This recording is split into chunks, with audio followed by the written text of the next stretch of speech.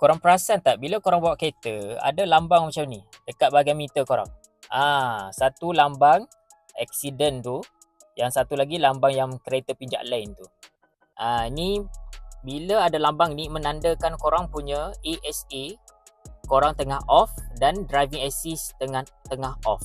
So tidak ada function untuk advanced safety korang tu, pre-collision warning, pre-collision braking, front departure alert dan pedal miscontrol. Untuk bahagian atas tu tidak berfunction, dan untuk bahagian driving assist macam korang punya lane departure prevention dengan lane departure warning korang tu tak function. So macam mana korang nak onkan balik?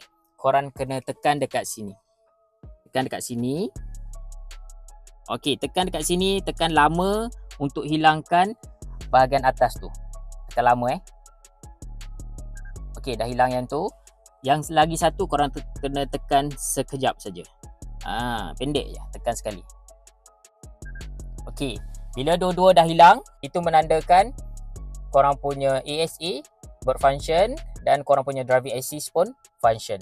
Ni sekarang Zul berada dalam kereta Pro 2 Azia Advance. So yang mana berminat dapatkan kereta Azia, korang boleh PM saja Zul Hilman Pro 2.